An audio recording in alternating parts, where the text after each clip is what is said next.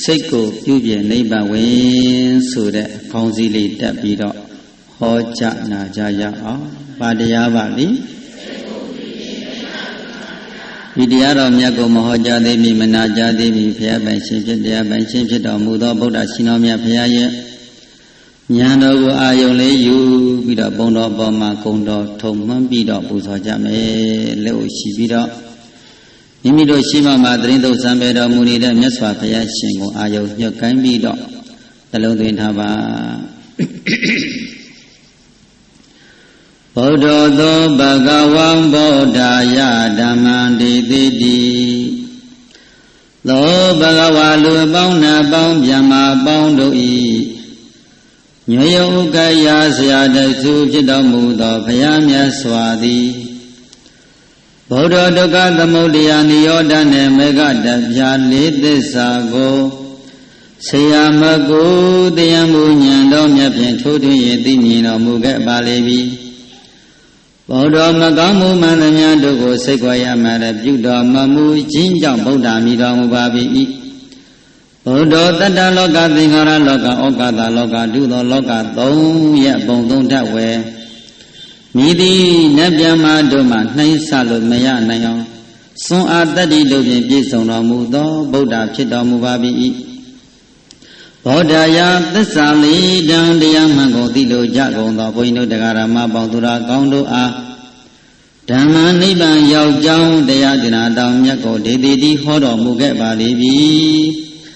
တံဗုဒ္ဓမိမိကိုယ်တော်တိုင်ကလည်းသစ္စာလေးပါးမြတ်တရားကိုသိပြီးတဲ့ကဲ့သို့တတ္တဝဘုရှင်မြတ်ဝိနည်းတို့အားလည်းပဲသစ္စာတရားသိလို့စေကြောင်းနိလန်းပံကိုဟောတော်မူတတ်တော်မြတ်စွာဘုရားအားမယမကံဘုရားတပိတော်တို့သည်နာမောကာယဝစီမနောရှိလျက်အင်းစလီညွတ်ကြောလက်ဆုံးမူကားရှိခိုးကြောကြပါတော့သည်မြတ်စွာဘုရားဖေယ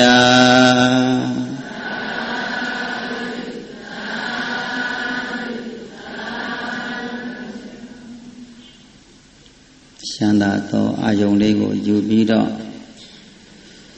နာဂတရားနာခန္ဓာဉာဏ်လဲပြီးတော့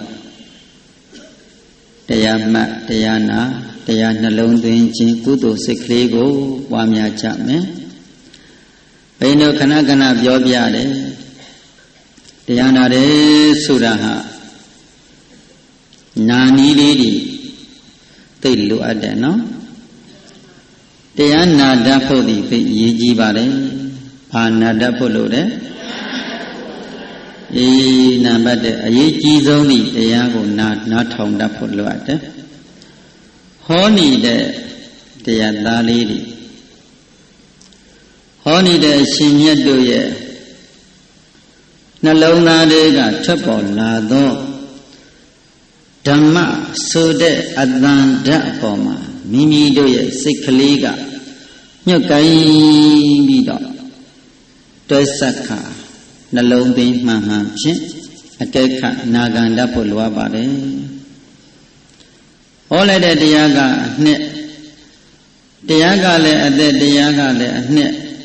မိမိတို့နားကလည်းပဲစွန့်ပြီးတော့အကဲခတ်ပြီးနှလုံးသွင်းနေမယ်ဆိုရင်တရားနာနေတဲ့တရားဟာမိမိတို့ကိုတရားနာမှန်သောတာပန်တဲ့တရားနာမှန်ရင်သောတာပန်ဖြစ်သွားနိုင်တယ်ဒါကြောင့်မလို့တရားဆိုတာဟာတခြားမှာလားခန္ဓာထဲမှာလားဒီခန္ဓာကိုယ်ထဲမှာရှိနေတဲ့တရားအသည့်လေးတွေကိုဉာဏ်နဲ့ထိုးထိုးထွင်းထွင်းကြည့်ဖို့မလိုအပ်ဘူးလားလိုအပ်တယ်ဒီတော့တရားဓမ္မများရဲ့အသည့်ဒီဗုဒ္ဓဤဆုံးမအပ်သောတရားဗုဒ္ဓရှင်တော်မြတ်ဘုရားဤညွှန်ကြားအပ်သောလမ်းစဉ်လေးကိုတတိနဲ့ညာတွဲပြီးတော့6လမ်းသွားမယ်ဆိုရင်လမ်းဆုံးရင်ရွာကိုတွေ့တယ်လို့ပဲတကယ်လို့မိမိရဲ့စိတ်စဉ်ထဲမှာတရားအတိမဖြစ်မိဘဲနဲ့ စိတ်အာယုန်ဒီမြင့်မျောနေမိမယ်ဆိုရင်တဲ့ဘုရားဥပမာတစ်ခုပြောတယ်ကုမ္မသုတ်တံမှာမြတ်စွာဘုရားပြောတယ်လဲဆိုတော့จิตသားတို့လောကမှာတတိအာယုန်လေးကြီးကင်းမဲ့ပြီးနေတဲ့ပုဂ္ဂိုလ်ဟာရေအိုးတစ်လုံးကရွတ်ခွေမရှိတဲ့ရေအိုးဟာအမြဲမပြတ်လေတိုက်တိုင်းမှာလိမ့်ပြီးသွားနေတယ်လို့ပဲကရွတ်ခွေမရှိတဲ့ရေအိုးသည်လေတိုက်ရနောက်တော့ရင်းရင်ပြီးတော့မွေ့သွားနေတယ်လို့ပဲတတိရှိတဲ့ကမ္မထံလှုပ်သားကမ္မထံကျင့်နေတဲ့ယောဂီပုဂ္ဂိုလ်ရဲ့စိတ်တည်တတိရဲ့ဆွမ်းအားလေးတွေကအမြဲမပြတ်စိတ်ကို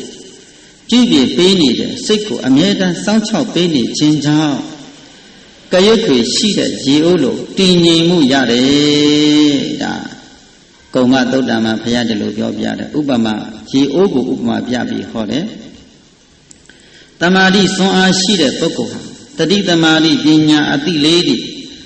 အကဲခတ်ပြီးတော့စောင့်ရှောက်လျက်ရှိနေတော့သူတော်စင်ရဲ့စိတ်သည်တည်ငြိမ်မှုဖြစ်တယ်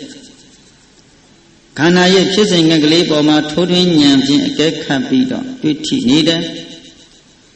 စိတ်စဉ်ဟာတတိနဲ့ဉာဏ်နဲ့အမြဲမပြတ်ပေါင်းစည်းထားခြင်းကြောင့်ငြိမ်သက်မှုတွေမရလာဘူးလားအဲ့ဒီငြိမ်သက်မှုရလာတဲ့ယောဂီပုဂ္ဂိုလ်ဒီဘုရားကကရွတ်ခွေရှိတဲ့ရေအိုးကဲ့သို့ပဲတဲ့ဘယ်တော့မှလိမ့်လေပြီးတော့မရှိဘူးဒါလိုပြောတယ်နော်အေးကရွတ်ခွေအောက်မှာရေအိုးအောက်မှာကရွတ်ခွေရှိတဲ့ရေအိုးဒီဘယ်တော့မှလေတိုက်မိုးရွာလိမ့်လေခြင်းမရှိသလိုတဲ့ကမ္မဋ္ဌာန်းအားထုတ်တဲ့ယောဂီပုဂ္ဂိုလ်တရားအသိကိုမိမိခန္ဓာကိုယ်ထဲမှာရှိအောင်ကြိုးစားအားထုတ်လျက်ရှိတဲ့သူတော်စင်များစိတ်စဉ်မှာအပမာဒဆိုတဲ့တမ္မာတတိမေခင်ကလေးဖြင့်မိမိစိတ်ကလေးကိုစောင့်ရှောက်နေမယ်ပြုပြင်နေမယ်ဆိုရင်တဲ့ဘုန်းကြီးတို့တရားဓမ္မပေါင်းသူတော်ကောင်းတို့ကိလေသာလေတံဒီဘယ်လောက်ပဲတိုက်ခတ်ပြီးညာတော့လည်းပဲစိတ်ဟာလွင်ပါเสียအကြောင်းရှိရဲ့လားစိတ်ကိုဘာလို့ပေးနေလို့တတိနဲ့စောင့်ကြည့်ပေးနေတယ်ထိမ့်သိမ့်ပေးနေတယ်ဒါကြောင့်ဘုရားကစိတ်တံရကတမေတ္တာဝိစိတ်တတန္တံဒုက္ခဝဟံဘိကဝေပရိသ၄ပါးရှိတာจิตမိတောစိတ်တံရကတစိတ်တံမေတ္တာဝိပညာအမျောမြင်ကြီးမားတဲ့ယောဂီပုဂ္ဂိုလ်သည်မေတ္တာဝိလောကီလကောတရနှဖျားသောအကြောင်းကျိုးကိုဆက်ဆံမှုကိုသိရှိလိမ္မာပါဏကြကုန်သောပညာရှိသောပုဂ္ဂိုလ်သည်စိတ်တံဩဒီဒီကြံစီတွေးတော်တတ်တဲ့စိတ်ကလေးကိုရခေယတာစောင့်ရှောက်ရ၏စိတ်ဓာတတံစိတ်ကိုပြုပြင်လို့ရတဲ့ပုဂ္ဂိုလ်စိတ်ကိုဆုံးမလို့ရသောပုဂ္ဂိုလ်သည်ဒုက္ခဝဟံလူနာနိဗ္ဗာန်သုံးနှံသောချမ်းသာကိုကျေးဇူးပြု၏ဒုက္ခဝဟံဒုက္ခတွေချုပ်ငြိမ်းရုပ်သိမ်းတဲ့နိဗ္ဗာန်ကိုမျက်မှောက်ပြုတယ်စိတ်တစ်လုံးလေးကိုပိုင်ဖို့တည်းရည်ကြီးတဲ့တရားအားထုတ်တဲ့လုပ်ငန်းဖြစ်စေအပြင်စီးပွားရေးလူမှုရေးဘာလုပ်ငန်းကိုဖြစ်အလုံးလုံးတာမှန်တယ်များတယ်စိတ်ကိုအဓိကဆောင်ပြီးအလုံးလုံးကြတာကြီးပဲနော်မှားယွင်းသွားပြီအဲ့ဒါစိတ်ဟာအာယုန်နဲ့လွဲသွားလို့မှားယွင်းလို့အလုံးလုံးလို့လွဲသွားတယ်အိမ်မှာပစ္စည်းတစ်ခုမေ့ကြံရင်ခဲ့တယ်စိတ်မှာတတိလေးမကပ်မိလိုက်လို့ပစ္စည်းတစ်ခုမေ့ကြံရင်ခဲ့တယ်တတိဆိုတဲ့ဆွမ်းအားဖြင့်ပေါင်းစည်းခွင့်မရတော့စိတ်သည်ဘာဖြစ်တယ်ခိုက်ရင်းရင်းလေးပြောရင်ပူလောင်နေတယ်ဘာဖြစ်နေလဲသူကတန်ကိလေသာဓမ္မလို့ခေါ်တယ်ပူလောင်စေတတ်နှိစ္စစေတတ်တယ်တဲ့အပမာဒဆိုတဲ့တတိလေးနဲ့စောင့်ချောက်ဖို့မရှိတဲ့စိတ်ဟာအမြဲတမ်းအာယုံမြောက်များစွာတို့ကြောင့်ပူလောင်နေရတယ်ရေတလေးလေးဖြစ်နေရတယ်ရင်တမမဘဝိမကြပဲဖြစ်နေရတတ်တယ်အဲ့ဒါဘာကြောင့်လဲစိတ်ကလေးကိုမဆောင်ချောက်လို့ နော်ဒီစိတ်ဟာအစဉ်မျိုးစုံကိုတတိကင်းမဲ့တဲ့စိတ်တွေအစဉ်မျိုးစုံမှန်သမျှတွေကိုလည်းပဲလောဘဒေါသမောဟတို့ဖြင့်ကန့်ညှိတတ်တယ်အတန်မျိုးစုံတွေကိုလည်းပဲလောဘဒေါသမောဟတို့ဖြင့်ကန့်ညှိတတ်တယ်တတ်မဲ့တတ်တယ်အနံ့မျိုးသွင်းအယတာမျိုးသွင်းအတိမျိုးစုံတွေကြံစီစိတ်ကူးမှုတွေပေါ်မှာအမြဲမပြတ်ကန့်ညှိနေတတ်တယ်။ဘာကင်းတဲ့စိတ်လဲလို့မေးရင်တတိကင်းနေတဲ့စိတ်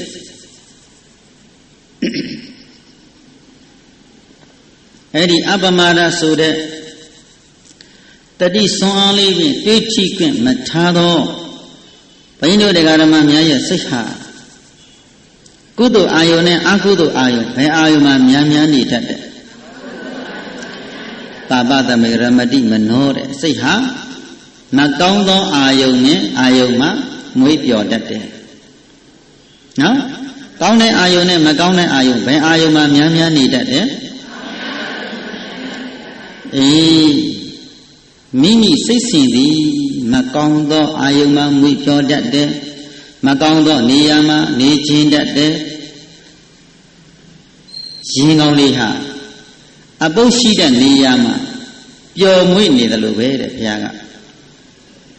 ရင်ကောင်းဟာဘယ်မှာပျော်တတ်တယ်မစင်ပင်ပုတ်တိပိုးလောက်တိကျက်စားစေရအပုပ်တို့များတဲ့နေရာဒီမှာဘယ်ကောင်းလေးနေတတ်တယ်ရင်ကောင်းတို့သည်အမြဲမပြတ်အပုပ်တို့ရှိတဲ့နေရာမှာကျက်စားပြီးတယုံယုံနဲ့ပျော်မွေ့နေတတ်တယ်ပြားတွေကြပြန်တော့အယတာရှိတဲ့ပန်းယုံမှာပြားတွေတွားရောက်ပြီးတော့အုံနေချတယ်ဟုတ်တယ်လားယတာနှစ်ရှိပြောင်းပန်းဝေးရီတို့ကိုစားသုံးလျက်ရှိတယ်ပြန်လို့ပဲတောတောင်ကန္နာရတွေဖြတ်ကျော်ပြီးတော့ပန်းယုံရှိတဲ့နေရာတို့လာရောက်ပြီးတော့ပန်းဝေးရီစားသုံးတဲ့ပြားဝတုံးနဲ့တူတဲ့ပုဂ္ဂိုလ်ကတော့ပညာရှိတဲ့ပုဂ္ဂိုလ်အတိအလိမ္မာရှိတဲ့ပုဂ္ဂိုလ်တွေဘဝအတေးခေါ်ကောင်းမှန်နဲ့ကောင်းမွန်နေတဲ့ပုဂ္ဂိုလ်တို့သည်မိမိရဲ့စိတ်စဉ်ကိုဘယ်နေရာမှာထားတတ်တယ်ဓမ္မဆိုတဲ့ပန်းယုံမှာဟုတ်တယ်လားပန်းဝီရီကိုစားသုံးလို့တဲ့စိတ်ကလေးတွေအမြဲမှပြတ်ရှိတတ်တယ်ဒါဆိုရင်ဘုန်းကြီးတို့ပြိဿမေးပါမယ်တို့ပြိဿများဟာပြန်လို့လားယင်လို့လားယင်လို့မဖြစ်စေနဲ့ဘုရားရှင်မိန့်တော်မူတာနော်ရှင်သာတို့လောကမှာပြားတို့နေသည်မှာဘယ်တော့ပဲဝေးပွားပင်ညာတော့လည်းပဲပန်းအုံရှိတဲ့နေရာမှာအမြဲမပြတ်အောင်ပြီးတော့အနှစ်အယတာနဲ့ပြည့်စုံလာစွာသောပန်းဝေးရီကိုစားသုံးပြီးတော့ပျော်ရွှင်စွာဖြင့်နေထိုင်ပြီးတကဲ့သို့ဒုံဤတူပါပဲငါဘုရားဆုံးမတရားတော်မြတ်ကိုလိုက်နာကျင့်သုံးမှုတဲ့ပုဂ္ဂိုလ်တွေဘာဝအတေးကိုအမျိုးရင်းရှိတဲ့ပုဂ္ဂိုလ်မှန်သမျှတို့သည်ငါဘုရားဆုံးမတော်တရားဒီဟုသောပန်းဝေးကြီးကိုအမြဲမပြတ်စားသုံးပြီးတော့ဓမ္မရတာလေးပြန်ပျော်ရွှင်နေတတ်တယ်အဲနှလုံးပန်းအုံမှာပြန်အောင်ပြီးတော့ပျော်မွေ့နေသလိုပဲတဲ့သူတော်ကောင်းတာရှိတဲ့ပုဂ္ဂိုလ်မှန်သမျှတို့သည်ဘယ်နေရာမှာများများပျော်တတ်ကြတယ်ကုသိုလ်လုပ်တဲ့နေရာလို့ရင်းပြောကြသို့ဘယ်လုပ်တဲ့နေရာလောကမှာပညာရှိတဲ့ပုဂ္ဂိုလ်တွေပညာအမျိုးမျိုးလောကီလောကုတ္တရာနှစ်ဖက်မြင်တဲ့ပုဂ္ဂိုလ်တို့ဟာကုသိုလ်တရားတွေပွားများရမယ့်နေရာမှာလာပြီးတော့ပျော်မွေ့တတ်ကြတယ်တဘဝအတွက်လားတတန်တရားလုံးအတွက်လားတန်တရာတကြလုံးငြိမ်းချမ်းရေးတရားကိုခြားကြတယ်ဘလောက်ပဲဝိဝိဘလောက်ပဲပြင်းမှန်းပြီးညားတော်လည်းပဲမရောက်အရောက်သွားဖြစ်တယ်ဒီတရားအသိလေးတွေတဏှာရည်တင်းမှာ5မိနစ်10မိနစ်လောက်တရားအသိလေးတွေဖြစ်မိပြီဆိုရင်အဲ့ဒီအသိတတ်ကလေးကနှလုံးအိမ်ထဲမှာကန့်ကြီးပြီးတော့ဘဝတန်တရာအတွက်ငြိမ်းချမ်းရေးနယ်ပယ်ကိုပို့ဆောင်လိမ့်မယ်တရားဓမ္မတို့နားလဲတယ်နော်ခန္ဓာကိုယ်ထဲမှာယုံနာဓမ္မသင်္ခါရတရားတို့ရဲ့ဖြစ်ချင်းပြချင်းသဘောလက္ခဏာတက်ကလေးကိုထိုးထွင်းဉာဏ်ဖြင့်လက်ဖြောက်တတိလေးလောက်သွားပြီးတော့မြင်မိမယ်ဆိုရင်တဲ့ဘုရားက ဖြစ်ဖြစ်တရားမသိညာပဲတက္ကတရားချီပြင်ချီညာအလကားတိဖြစ်ဖြစ်တရားသိထင်ကြကအနည်းငယ်မြောက်နေရညာတော့ဘဝတန္တရာမြင့်မြတ်ပါ၏ယောဇဝတ္တတတဇီဝိအပတ္တဥဒိယပယဧကံဇီဝိတံတေယောစတဲ့ဂါထာမှာမြတ်စွာဘုရားတလို့အမိန့်ရှိတယ်ယောဇဝတ္တတတဇီဝိအပတ္တဥဒိယပယခန္ဓာကိုယ်ထဲမှာယုံနာဓမ္မတို့ဖြစ်ချင်းဖြစ်ချင်းကိုမသိဘဲနဲ့အတ္တတရားရှိနေပြီညာတော်လည်းပဲအလကားရှိနေတာပါတဲ့လူကြပဲဖြစ်ပြီးတော့အသက်ရှင်ရကြိုးမနှက်ဘူးတဲ့ဧကံဇီဝိတံတေယောဝိရိယရံဗတောဒနာဟောလုံလဝရိယတရားကိုချစ်ဆောင်ထားပြီးတော့သုံးသပ်ဆင်ခြင်ပွားများအထုံးနေတဲ့ပုဂ္ဂိုလ်သည်တရက်တဏှာနဲ့ကလေးအသက်ရှင်ရရင်လည်းအသက်ရှင်ရကြိုးနဲ့တဲ့ဒါကိုပြုပြင်ခွင့်ရနေလို့စိတ်ကလေးကိုပြုပြင်နေတာတို့တရားမှတ်တဲ့ကုသိုလ်ကောင်းမှုတရားတွေပြုလုပ်တဲ့ဆိုတာဘာကိုပြုပြင်နေကြတာမကောင်းသောစိတ်မှကောင်းတဲ့စိတ်ဥထုစီစိတ်မှအရိယာစိတ်ဖြစ်ဖို့တတိပဋ္ဌာန်တရားလက်ကင်ထားပြီးတော့သုံးသပ်နေတယ်တတိပဋ္ဌာန်တရားအရှိခံထားပြီးတော့တတိပဋ္ဌာန်မှတတိပဋ္ဌာန်ဘာဝနာတတိပဋ္ဌာန်လမ်းဆုံးကိုမရောက်အရောက်သုံးသပ်စင်ကြင်ပြီးနေတဲ့စိတ်စဉ်လေးတွေဟာထွက်ပြေးသွားလိုက်ပြန်ထိန်လိုက်ထွက်ပြေးသွားလိုက်ပြန်ထိန်လိုက်ထိသိဆောင်း၆ပါးများလာတဲ့စိတ်ဟာငြိမ်သက်မှုမရလာဘူးလားဥပမာမြတ်စွာဘုရားခက်ကဝိသန္တာသုတ်တံမှာခြေသားတို့တောထဲမှာရှိတဲ့ကြံ့များဟာဥကြိုတစ်ခုကိုအံကိုပြီးတော့လိုရာစခန်းကိုအပြီးတိုင်တွားပြီးတဲ့ကဲ့သို့ကြံ့သည်ဥကြိုတစ်ခုတည်းရှိအဲ့ဒီဥကြိုတစ်ခုကိုအဓိကရှေ့ဆောင်ထားပြီးတော့ဖြစ်ပေါ်လာသောအန္တရာယ်မှန်တယ်များတွေကိုကာကွယ်ပြီးတော့လိုရာစခန်းကိုရှမ်းရှမ်းတာတာတွားပြီးတဲ့ကဲ့သို့ဒုန်ဤသူသာကမ္မဋ္ဌာန်းခွင်လုပ်ငန်းဝင်ရကုန်သောယောဂီသူတော်စင်ပေါင်းတို့သည်မိမိရဲ့စိတ်ကလေးကိုတတိပဋ္ဌာန်ဆိုတဲ့တတိတရားကိုလက်ကင်ထားပါစိတ်ကိုကမ္မထံဘာဝနာတရားတို့ဖြင့်တွဲဆက်ပြီးတော့မိမိလိုရာစခန်းဖြစ်တယ်မဲ့စခန်းဖို့စခန်းကိုနိဗ္ဗာန်စခန်းကိုတက်လှမ်းနိုင်အောင်သွားပေးရမယ်။ဒါခက်ကဝိသန္တာသုတ္တမှာမြတ်စွာဘုရားဒီလိုအမိန့်ရှိထားကြံ့ကြိုလို့နေရမယ်။ဥကြိုတကူအာကိုပြီးသွားနေတဲ့ကြံ့ကဲ့သို့ကျင့်ရမယ်ဒီလိုပြောတယ်။နားလည်ပြီနော်။အေးမိမိစိတ်ကလေးကိုဘာလေးနဲ့ပေါင်းစည်းပြီးထားပေးရမယ်တဲ့အပမဒါဆိုတဲ့တတိပြန်ပြောပါဦးအဲ့ဒီအပမဒါဆိုတဲ့သမ္မာတတိမေခင်ကလေးဖြင့်အကဲခတ်ပြီးတော့စောင့်ချောက်ထားသောစိတ်အစဉ်သည်အကုသိုလ်ဆိုတဲ့မစင်ပင်ဖို့နေရာကိုညှက်ကိုင်းပါမလား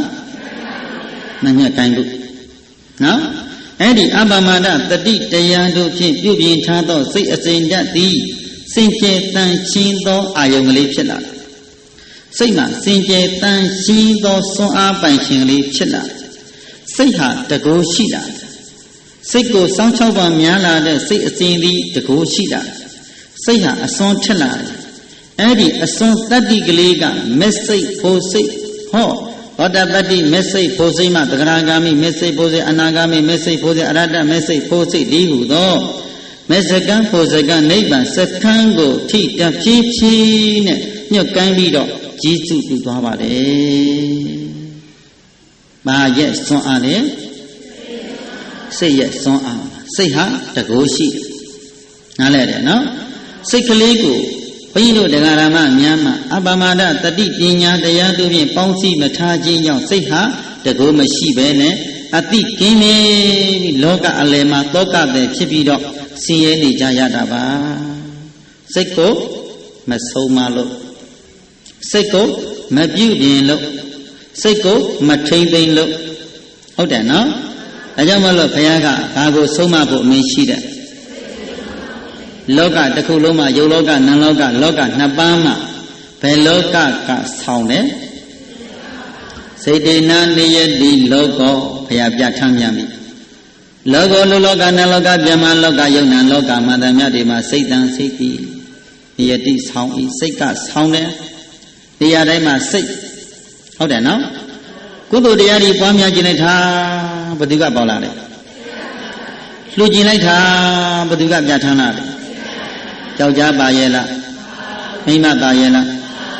ကနာရီယာလာပြီးတော့သင်္ကန်းလေးလာလှူကြတယ်သာသနာပြုတဲ့နေရာမှာလာရောက်ပြီးတော့လှူဒန်းကြတယ်အဲ့ဒါဘသူကပြဋ္ဌာန်းနေတာစိတ်ဟာဘသူနဲ့တွဲလာတယ်တရားတရားနဲ့တွဲလိုက်တယ်စိတ်ဟာဘသူနဲ့တွဲတယ်တရားတရားလေးကကြည်လင်တောက်ပတော့တရားတက်ကလေးယုံကြည်မှုဗုဒ္ဓဘုရားတရားတန်ခါယရဏသုံးပါးပေါ်မှာယုံကြည်လေးစားတတ်တဲ့တရားတက်ကလေးနဲ့စိတ်နဲ့ပေါင်းစည်းပြီးတော့အမျော်မြင်ကြီးမားတဲ့ဉာဏ်တက်ကလေးနဲ့ဖွဲ့စည်းခါကုသိုလ်တရားပြုဖြစ်တယ်နားလည်တယ်နော်ကုသိုလ်ကလေးပြုဖြစ်သွားချတယ်အဲ့ဒီပြုလုပ်တဲ့ကုသိုလ်စိတ်သည်ယောက်ျားမိန်းမမပါဘူးပုဂ္ဂိုလ်တ attva မပါဘူးကုသိုလ်တစ်ခုလုပ်နေတဲ့စေတနာပြဋ္ဌာန်းပြီးလုပ်နေတဲ့ယောက်ျားပါရဲ့လားမိန်းမပါရဲ့လားအေးယောက်ျားလည်းမဟုတ်လူနေတာယောက်ျားလည်းမဟုတ်မိန်းမလည်းမဟုတ်ပုဂ္ဂိုလ်တ attva မဟုတ်တရားပြဋ္ဌာန်းသောစေတနာပညာစွမ်းအားလေးဖြင့်လူနေတာညာနဲ့ကောက်လိုက်နော်ကုသိုလ်စွမ်းအားလေးကိုဒီနေ့တို့တရားနာနေတယ်ယောက်ျားမိန်းမကတရားနာတာမဟုတ်တရားနာကျင်နေတဲ့စေတနာစိတ်နားလည်ပြီနော်တရားဒီနာကျင်တယ်ဆိုတာစေတနာလေးပြဋ္ဌာန်းလာတယ်နော်အဲ့ဒီတရားဒီနာမေဟောဘုန်းကြီးဒီကအတ္တမျိုးခဏခဏမကြားနေရဘူးလားကြားနေတာလေးကရုပ်ပိုင်းဆိုင်ရာကြားတာကအဲ့ဒီတစ်ခုတစ်ခုဒီကြားတိုင်းမှာကြားစိတ်ကလေးပေါ်မှာဉာဏ်လေးနဲ့ကပ်ပြီးတော့ဩခန္ဓာအကြောင်းပြောနေတဲ့ခန္ဓာသဘောလေးပြောနေတဲ့တရားအကြောင်းပြောနေတဲ့စသည်အပြင်မှတ်သားနေတာကနံတရားလေးပေါ့နားလည်ပြီနော်ဒါဆိုရင်မိမိအတ္တနဲ့နာဆုံကြတော့ကကြားမှုတရားဖြတ်ပွားဆုံးလာတဲ့အတ္တနဲ့နာဆုံစည်းတဲ့ကကြားစိတ်လေးပြီအဲ့ဒီကြားစိတ်ကလေးဟာယောက်ျားဟုတ်ရဲ့လားမိန်းမဟုတ်ရဲ့လားပုဂ္ဂိုလ်တ attva ဟုတ်ရဲ့လားအသက်ဇီဝလိုက်ပြဟုတ်ရဲ့လားကြာတိစိတ်ကလေးပါသူကနန္ဓမကြာတိစိတ်ကလေးကပါတယ်လေနန္ဓမကလေးဘယ်သူကိုအရှိခံလေးဖြစ်ပေါ်လာတာရုပ်ကိုအရှိခံပြီးဖြစ်ပေါ်လာကြာစိတ်ပြီးဟူသောကြာတိမှုအတန်ရဲ့နားရဲ့နှစ်ခုကိုပေါင်းစည်းခြင်းကြောင့်ဖြစ်ပေါ်လာသောကြာတိစိတ်ကလေးအတန်နဲ့နားကရုပ်အတန်နဲ့နားကအဲ့ဒီအတန်နဲ့ညာကိုအကြောင်းရင်းခံဖြစ်ပေါ်လာတဲ့စိတ်ကုဝိညာဉ်တနည်းအားဖြင့်သောတဝိညာဉ်ကြာတိစိတ်ကလေးကနန္တရားရှင်းပြီနော်ဒါဆိုရင်ယုံနှစ်ခုတိုက်ဆိုင်လို့ဘာပေါ်တယ်နာဖြစ်တယ်ကဲဒီလိုလုံးမှာဘာနဲ့ပါရှိပုဂ္ဂိုလ်ပါရဲ့လားစေတနာပြဋ္ဌာန်းပြီးကုသိုလ်ကောင်းမှုတွေပြုလုပ်နေတယ်အလူဝတ္ထုကြီးကိုင်ပြုလုပ်နေအလူဝတ္ထုကိုကိုင်ထားတာကယုတ်တရားပြဋ္ဌာန်းနေတာအာယုံနဲ့ညှက်ကိုင်းနေတာကနန္တရားဘာနဲ့ပါပြုလုပ်နေတာထင်ရှားပြီးဖြစ်နေတယ်နားလည်တယ်နော်အဲ့ဒီစေတနာတတ္တတရားတရားလေးပြဋ္ဌာန်းပြီးတော့ကုသိုလ်စိတ်တွေခန္ဓာကိုယ်ကြည့်နေတဲ့ခါလဲထုံနည်းတူတာပဲဟောခန္ဓာကပြနေတယ်ခန္ဓာကဖောက်ပြန်နေပါဘောလားဖောက်ပြန်နေပါဘောလားလို့လှမ်းပြီးတော့မသိနေဘူးလားဖောက်ပြန်တာကလှမ်းသိတာလေးကအဲ့ဒီဖောက်ပြန်သိမှုလေးဒီဟာတသမတ်ထဲလားပြောင်းလဲနေသလားဒီရှိမှညံသွင်းလိုက်အဲ့ဒီရှိမှညံသွင်းပေးလိုက်ဩရှစ်အာယုံလေးတွေရာကောရှစ်ချင်းပေါ်ပြီးပါဗျအစားထိုးမပေါ်ဘူးလားထပ်မပေါ်ဘူးလားထပ်မရှုပ်ဘူးလားရှေးစိတ်တွေပေါ်လိုက်နောက်စိတ်လေးတွေအမြဲတမ်းထပ်ဆင်းပြောင်းလဲပြီးမနေဘူးလားကဲဘုန်းကြီးတို့တရားဓမ္မတွေမှတ်လို့ကောင်းသည်ဖြစ်ဖြစ်မှတ်လို့မကောင်းသည်ဖြစ်ဖြစ်ပြင်းသည်ဖြစ်ပျော်သည်ဖြစ်ဖြစ်သတိနဲ့ဉာဏ်တွဲပြီးတော့စောင့်ကြည့်နေမှဆိုရင်ယုံနာဓမ္မသင်္ခါရသဘောလေးတုတိအမြဲမြဖြစ်ပြီးပစ္စည်းတဲ့ဗာသစ္စာပြနေတယ်ယုံနာကိုသစ္စာဖွဲ့လိုက်နော်ဗာသစ္စာဖြစ်နေတယ်ဒုက္ခသစ္စာပဲဒုက္ခသစ္စာပဲလို့သိပေးနေတာကမေဃသစ္စာဒါဆိုရင်ဒုဒကာရမများရဲ့စိတ်စဉ်ထဲမှာဒုက္ခသစ္စာမှာဗာသစ္စာဖြစ်နေတယ်ခန္ဓာတစ်ခုလုံးကဉာဏ်ခြုံပြီးတော့ကြည့်နေတာလေးကပုဂ္ဂိုလ်ပါရဲ့လားတတ္တဝါရှိရဲ့လားအကောင်ထဲတရတ္တနာရှိရဲ့လားစေနာပြတ်ထမ်းပြီးတော့ခန္ဓာအစဉ်ကိုဉာဏ်ချင်းပြီးကြည့်နေတယ်ဟုတ်တယ်နော် တခါတည်းရန်စိတ်ဆိုတာပုရုသင်စိတ်ဆိုတာတခါတည်းရန်ဇရာတွေထက်တန်လို့တခါတည်းရော့နေသွားပြန်တယ်တရားဓမ္မတို့ရဲ့တခါတည်းရိတ်တာဝင်နေတရားအထုတ်ဘူးလားအထုတ်မဲ့ဟဲ့တရားပညာတင်ပြီးလာခဲ့တယ်ဒါပေမဲ့မှတ်ရင်းနဲ့မှတ်ကွက်ကလေးတွေလွဲလာတဲ့အခါပြင်းလာပြန်ရောမမှတ်ရှင်တော့ဖြစ်လာပြင်းတဲ့စိတ်တွေကလွှမ်းခြုံလာတတ်ပြန်တယ်ဥပမာလေးပြောမယ်ဒါခက်ကဝိကဝိသန္တာသုံးပါပဲပစ္စကဗုဒ္ဓအရှင်မြတ်များကိုဥမာဆောင်ပြီးမြတ်စွာဘုရားပြောတယ်စေသားတို့တချိန်တုန်းကပစ္စကဗုဒ္ဓအလောင်း2ယောက်တို့2ဦးတို့သည်တက္ကသိုလ်ကပညာသင်ပြီးတော့ပြန်လာကြတဲ့အခါမှာလမ်းခုလက်ထိတ္တကန္နာနားခေါ်လက်ရှိတဲ့မြို့လေးတစ်မြို့ရောက်ဗန္တိမြို့ရောက်တဲ့အခါမှာဗာရဏသီပြည်ကိုလည်းရောက်မြို့ဝင်ဝလေးမှာပိစိကဗုဒ္ဓအရှင်မြတ်5ပါးနဲ့စုံစည်းတယ်ပိစိကဗုဒ္ဓ5ပါးနဲ့စုံစည်းတော့သူတို့ပိစိကဗုဒ္ဓလည်းမသိကြွားပြီးမျက်စိအိန္ဒြေကအလွန်တရာရင့်ကျက်ပြီးတော့ညင်သက်သောအိန္ဒြေဖြင့်ကြွမြန်းပြီးလာတာကိုမြင်တော့မြို့သူမြို့သားတွေအိုးချစ်လာလှူလိုက်ကြတာသူ့ထက်ကအလူရဲ့အဲ့ဒါကိုသူတို့တငယ်ချင်း2ယောက်ကသိတယ်ဘယင်သားတယောက်ကပုံနာရဲ့သားတောနကဇတ်တော်မဟုတ်ဘူးအဲ့တော့သူတို့တငယ်ချင်း2ယောက်ရဲ့စိတ်ဟာလှမ်းကြည့်အကက်ခတ်နေကြတယ်ဇယက်ပြက်ကလေးတစ်ခုကဟာတငယ်ချင်းဟိုပုဂ္ဂိုလ်9ဦးကဘယ်လိုပုဂ္ဂိုလ်တွေမသိသူတို့ကြတော့ကွာကြည်စားလှူလိုက်ကြတာပေးလိုက်ကြတာစားစီရတဲ့တပိတ်ထဲမှာပြည့်ရှာနေတာပဲတို့ကြတော့ဘသူတယောက်မှလာပြီးတော့ပေးပေါ်မရဘူးတတိမေးဖို့တောင်မရဘူးတကယ်ချင်းပုံနာရဲ့သားကဘယင်သားလေးကိုတကယ်ချင်းဒီပုဂ္ဂိုလ်တို့တဏ္ဍာမှာဧကံဒိဋ္ဌထူးခြားတဲ့စွမ်းအားလေးတွေသူတို့နှလုံးအိမ်ထဲမှာရှိလိမ့်မယ်ထူးခြားလို့သူတစ်ပါးနဲ့မတူဘူးဆိုတာဟာတို့ထက်သူတို့အလွန်သားရနေတယ်တာဖြစ်နေတယ်တို့ကိုဘယ်သူမှသတင်းပေါင်မေးခွင့်မရသူတို့ကြတော့လမ်းလျှောက်လာယုံနဲ့လှမ်းပြီးထွက်တူနေကြတယ်သူတို့မှစွမ်းအားရှိတယ်လာသွားကြရအောင်သူတို့နောက်လိုက်ပြီးတော့အစွမ်းလေးတွေမေးပြီးတော့တို့လည်းစဉ်းစားကြမယ်အရှင်မြတ်တွေနောက်ကလိုက်သွားရှင်မြတ်တွေစွမ်းနေပြည့်စုံသွားတဲ့အခါဇယထဲပြန်လဲလာကြဇယထဲမှာအတိတိထိုင်ပြီးတော့ဆောင်းဖုံပေးကြဆောင်းကြလေးတွေသူတို့ကိုပေးတယ်သူတို့လည်းစားအရှင်ဘုရားတို့အရှင်တို့ဟာဘယ်လိုပုဂ္ဂိုလ်လို့ခေါ်ပါသလဲဟိလားလွတ်လင်ကြတို့ငါတို့ကိုပစ္စကဗုဒ္ဓလို့ခေါ်တယ်ဓမ္မတရပုဂ္ဂိုလ်လို့ခေါ်တယ်ဩရှင်ဘုရားတို့ဓမ္မတရပုဂ္ဂိုလ်တရားကိုဆောင်ထားတဲ့ပုဂ္ဂိုလ်ရှင်ဘုရားတို့အဲ့ဒီတရားကိုတပည့်တော်တို့ဆောင်လို့မရဘူးလားဟာရတာပေါ့ကွာဒီတရားကဘယ်ပုဂ္ဂိုလ်ကျင့်ရမှာပေါ့ကွာရှင်ဘုရားတို့တပည့်တော်သင်ပေးပါလားဗျာတပည့်တော်2ယောက်ကိုလည်းရှင်ဘုရားသင်ပေးပါလားဗျာမင်းတို့ကိုဒီတိုင်းသင်ပေးလို့မရဘူးဒုက္ကတို့သင်္ကန်းဝတ်နိုင်တယ်ဆိုရင်တော့မင်းတို့ကိုသင်ပေးမယ်ဝတ်နိုင်ပါတယ်ဗျာဘယ်လိုလဲရှင်ဘုရားတို့ဝတ်နိုင်ပါတယ်တပည့်တော်တို့ရှင်ဘုရားဆုံးပါသင်တာသင်ပေးပါအဲ့တော့လူရင်းပြောကြပါကုန်သို့ခေါင်းတွေရိပ်ပြီးသင်္ကန်းတွေတကောက်ဆိုအောင်သင်္ကန်းတွေစီစဉ်ပြီးသူတို့ပါလာသင်္ကန်းလေးကိုရှင်းချင်းဝဲယုံသုံးဆောင်ပြီးသူတို့ရှင်းချင်းပဲနေပါဟာနေဦးဒီတမနာဖြစ်သွားပါယဟန်ပုံစံဖြစ်သွားပြီအရှင်မြတ်ကြီးများကလျှောင်းထိုင်ရပ်သွား၄ပါးသောအရိယာပုဒ်တိုင်းမှာသတိပဋ္ဌာန်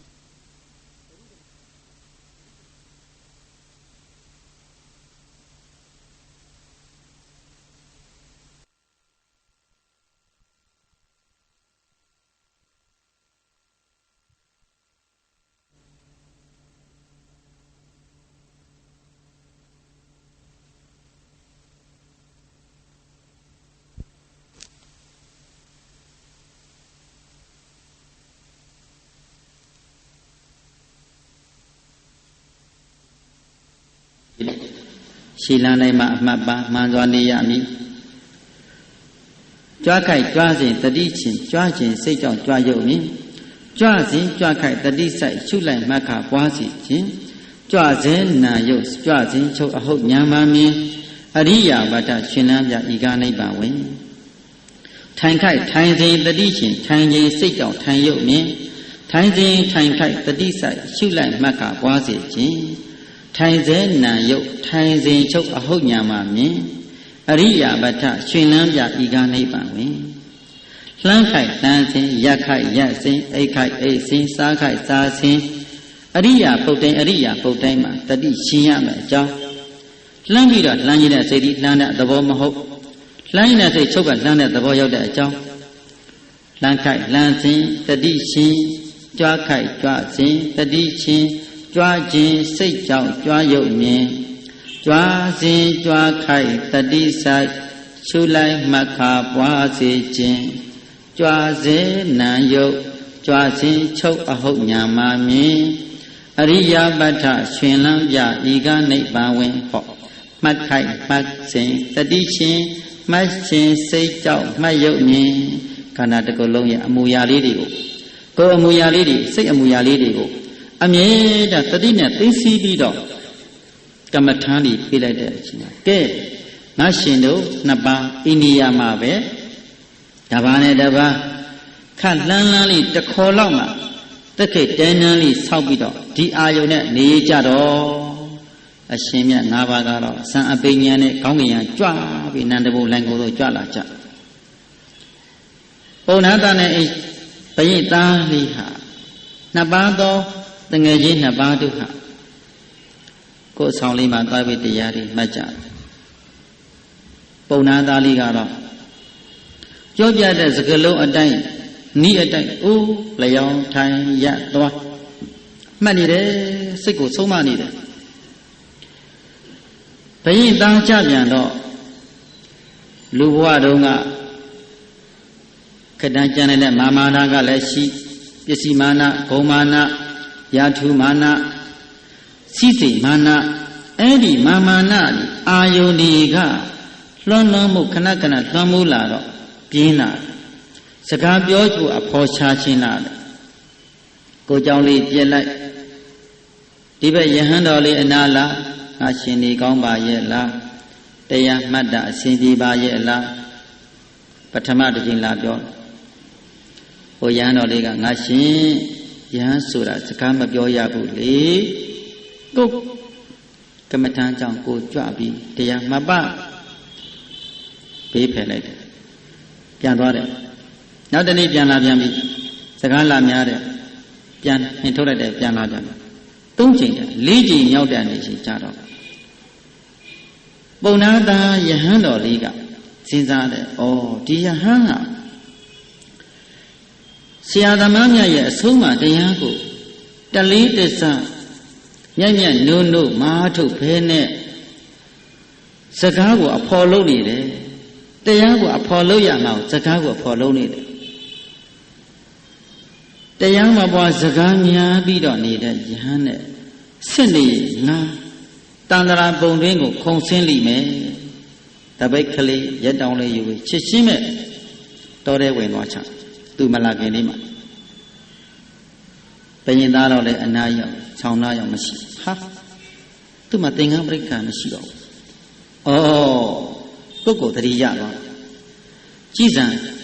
တစ်ချိန်လုံးကငါနန်းတော်ထဲမှာနေစဉ်တုန်းကသူငါ့ကိုလာတွေ့ဖို့ဆိုရင်တစိုးလက်ဆောင်နေပြီးပြီးတော့မှငါ့ကိုလာတွေ့ရတာအခုငါကသူ့ထံကိုတစ်ခေါက်လဲမဟုတ်နှစ်ခေါက်လဲမဟုတ်သုံးခေါက်လဲမဟုတ်၄ခေါက်တိုင်တိုင်ရောက်လာပြီမိုက်လိုက်တာဘာကိုပြုပြင်ဖို့ပေါ်လာပြီယောဂီတို့စိတ်နော်ဘာကိုစောင့်ချောက်ဖို့ဘာကိုဆုံးမလာပြီ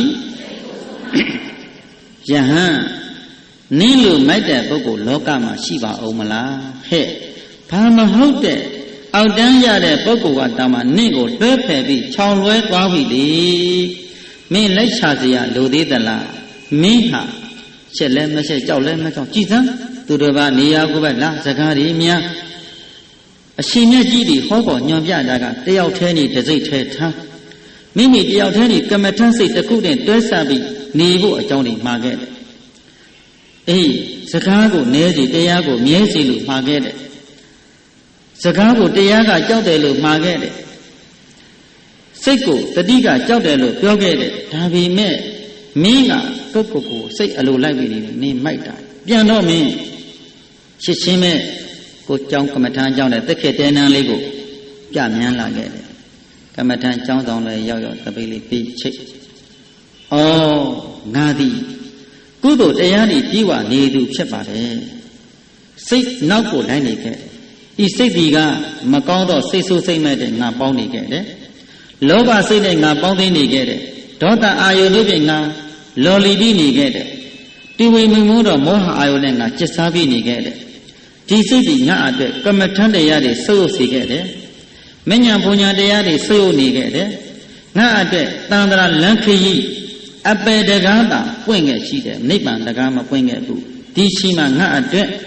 နိဗ္ဗာန်တကားပွင့်စေရမယ်ဆိုပြီးတော့တရားဝရိယတင်ပြီးစိတ်ကိုဆုံးမပြီးခန္ဓာအစဉ်ဉာဏ်ရှင်လိုက်ပါတယ်ခန္ဓာအစဉ်ကိုဉာဏ်ရှင်ပြီးခန္ဓာရဲ့သဘောလေးကိုအကဲခတ်ပြီးကြည့်ပြီးတရားဓမ္မတို့ယောဂီတရားဓမ္မတွေကိုခန္ဓာလေးကသင်ပေးခဲ့သလို့ဝင်လေထွက်လေကိုအရှိခံထားပြီးမှတ်စိတ်အာယုခန္ဓာကပေါ်လာတဲ့အာယုလေးတွေကိုဘယ်အာယုလေးပဲပေါ်လာတဲ့အာယုဤပြောင်းလဲမှုသဘောလက္ခဏာဓာတ်ကို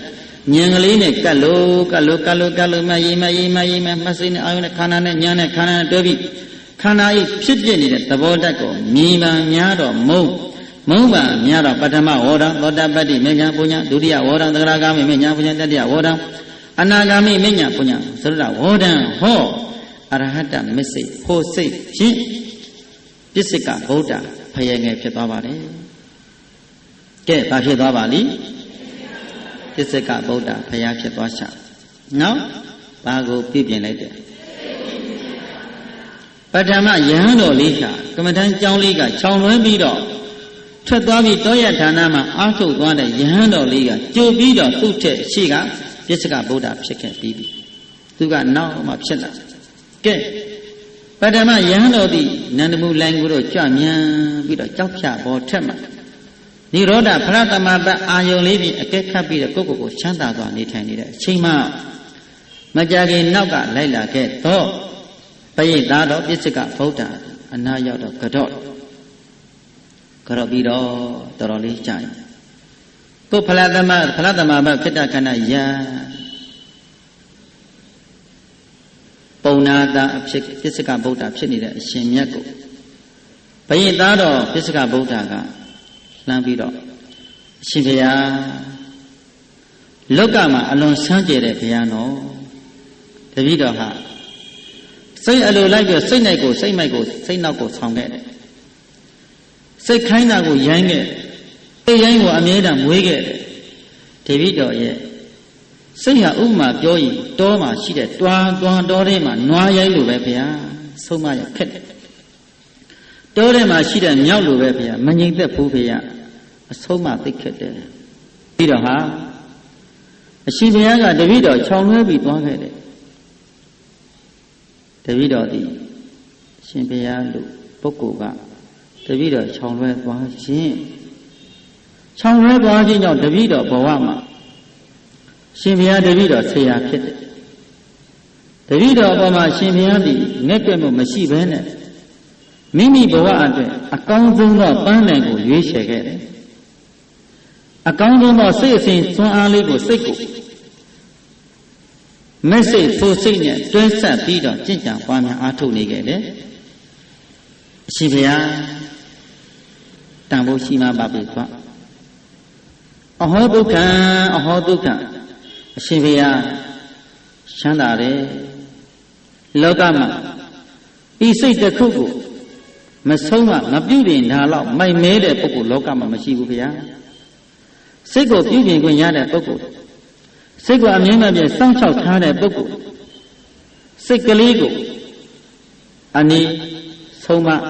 အထဆုံးမအသွားဆုံးမနေရာတိုင်းမှာအမြဲမပြတ်ဆုံးမထားမယ် စောင့်ရှောက်ထားမယ်ပြုပြင်နေမယ်ဆိုလို့ရှိရင်ငါရှင်လောကမှာအထက်တန်းကြမျက်နှာပန်းလာတဲ့ဓမ္မဒီဟုသောအရဟတမက်စိတ်ဖို့စိတ်ဟာစိတ်ရဲ့အဆုံးမှာရှိပါလားဗျာတပည့်တော်သည်စိတ်ရဲ့အဆုံးကိုမြင်အောင်ကြည့်ခဲ့ပါလေဗျာဒီစိတ်ကလေးကတလွာချင်းအကုသို့နေပယ်တွေကခွဲခွာခဲ့ပါလေဗျာတပည့်တော်ဟာတယောက်နဲ့တယောက်တရားဆွေးနွေးနေကြနော်တပည့်တော်သည်ခန္ဓာရဲ့သဘောလေးတွေကိုစိတ်ရဲ့ပြောင်းလဲမှုလေးတွေကိုတပည့်တော်ရှင်ဘုရားကိုရှင်ဘုရားတပည့်တော်ကိုလမ်းခွဲသွားပြီးညားတော်လေတပည့်တော်ဟာတရိပညာတတ်ကိုရေမောင်တန်းပြီးအားထုတ်သွားခြင်းကြောင့်ဝမ်းနဲ့တွင်မရဘဲနဲ့စိတ်ကလေးပေါ်မှာတတိနဲ့ညာတွဲလို့မှတ်ရင်းနဲ့အကုသို့အပူဓာတ်အလောင်ဓာတ်တွေတလွာချင်းကွာကျသွားပါနဲ့ဗျာချမ်းသာတဲ့ဗိသားတော်ဆိုတဲ့အယူဝါဒကြီးဟာမာမာနတွေဟာပစ္စည်းမာမာနအစည်းမာမာနယာထုမာမာနတွေအကုန်လုံးပြုတ်ကျပြီးတော့တလွာချင်းကွာကျပြီးတော့နောက်ဆုံးမှလုံညတော်လောကောအဝိခန္ဓာနပတတိရှင်ဘုရားလုံညတနိဗ္ဗာန်ကိုတပည့်တော်ရောက်ခဲ့တယ်အနိမိတနိဗ္ဗာန်ကိုတပည့်တော်မျက်မှောက်ပြုခဲ့တယ်အပ္ပနိဒနိဗ္ဗာန်ကိုမျက်မှောက်ပြုခဲ့တယ်ဗျာလောကကြီးမှာလောကအဆုံးကိုတပည့်တော်ရောက်ခဲ့တယ်ဗျာစိတ်ရဲ့အဆုံးကိုတပည့်တော်လိုက်မိခဲ့တယ်စိတ်ရဲ့အဆုံးမှာနိဗ္ဗာန်ရှိတယ်ဗျာစိတ်သည်ကိလေသာတရားတို့ဖြင့်ရောရှိနေခြင်းကြောင့်ပင်ပန်းနေရတယ်ဗျာဒီစိတ်ကလေးဟာကိလေသာကင်းတဲ့စိတ်ဒီကအဟောဒုက္ခအလွန်ချမ်းသာတယ်ဗျာအလွန်ချမ်းသာတယ်ဗျာစိတ်မှာကိလေသာလေးတွေပူတဲ့အလောင်ဓာတ်တွေကတ်နေလို့ပင်ပန်းရသလိုကိလေသာတရားတွေစိတ်သုံးနေတဲ့စိတ်ဟာအလွန်ချမ်းသာရပါတယ်ဗျာကမ္မထံတွင်လုပ်ငန်းဝင်၍တရားအသိဖြင့်ရှင်တွဲပေါင်းစည်းထားသောတပည့်တော်ရဲ့စိတ်အစဉ်သည်ကိလေသာအပူဓာတ်အလောင်ဓာတ်တွေအကိုလုံးကွာကျသွားခြင်းကြောင့်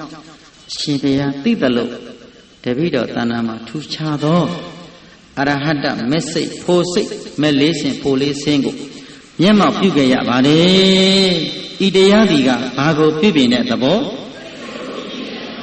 ကဲဥပမာပြောပြတာနော်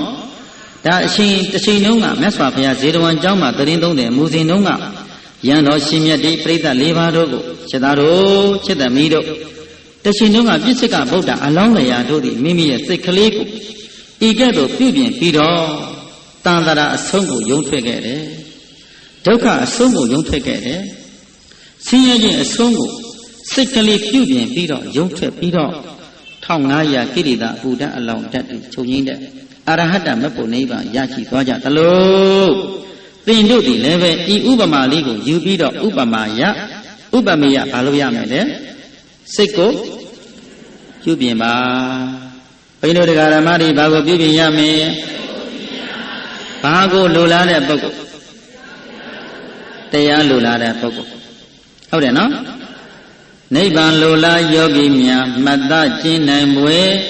မေခင်7ပါးအလတရားမြတ်ဖယားမှာခဲ့တယ်မေခင်7ပါးဟာအလယ်လက်တရားမို့လို့ဖယားမှာခဲ့တယ်တဲ့နိဗ္ဗာန်မျိုးကြီးရဖို့ဤအပိကျညယောဂီရဲ့သုတ်တံဓမ္မစက်ပြင်ဇဝဲကိုထင်လျက်သိနိုင်တယ်အဲ့ဒီသုဝိနိအပိဓမ္မတရားထဲမှာအစီနဲ့ကိုထုတ်ပြီးတော့သုတ်တံမဲ့ဆင်ခြင်မဲ့ပွားများမဲ့အားထုတ်မဲ့ဆိုရင်ဒုက္ခခတ်သိချုပ်ငြိမ်းတော့မဲ့စကန်းဖို့စကန်းကိုနိဗ္ဗာန်စကန်းကိုမတက်လှမ်းနိုင်ဘူးလား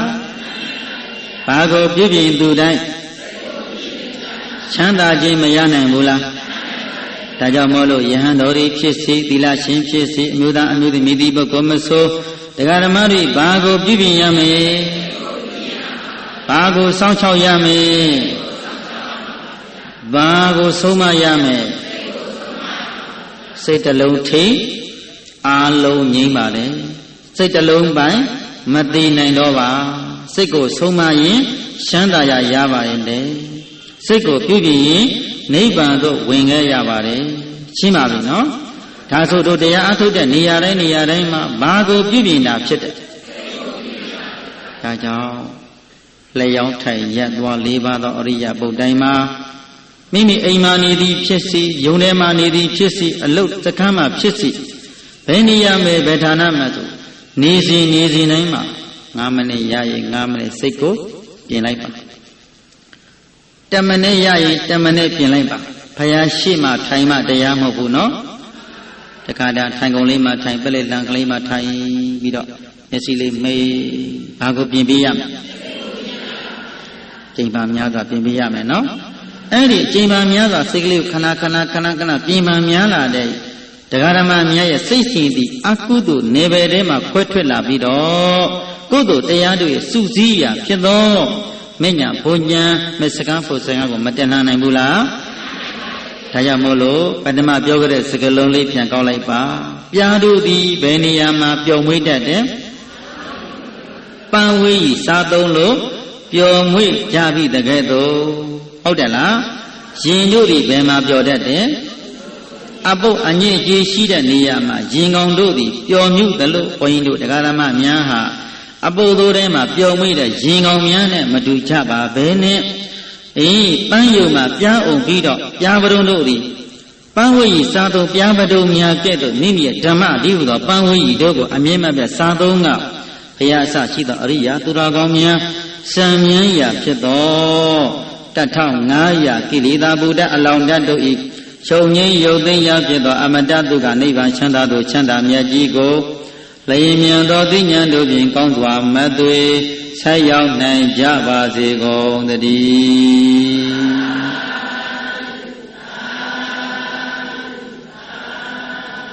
ကဲကုသိုလ်တရားတွေရင်ဝယ်ပိုက်ပြီးတော့တဏှာရည်တွင်မှတရားတရားအရင်ခံပြီးတော့တရားတွေနာတရားတွေနှလုံးသွင်းတဲ့ကုသိုလ်ကောင်းမှုသည်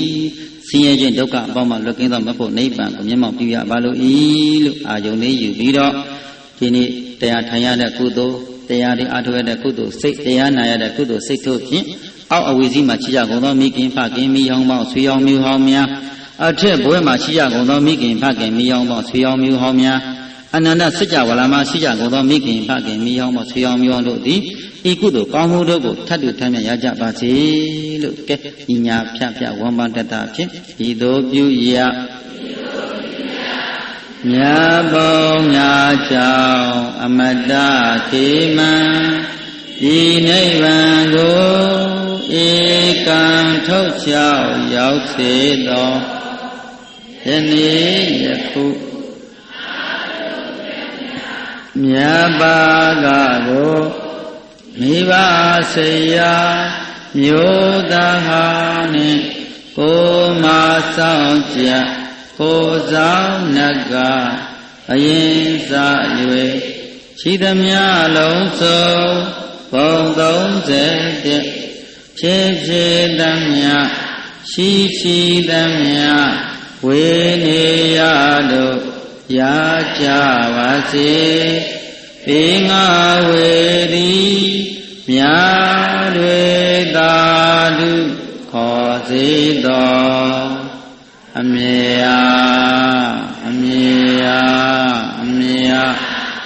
ယူတော်မူကြပါကုန်လောသာ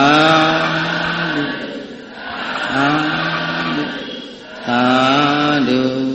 အမေယူတော်မူကြပါကုန်လောသာ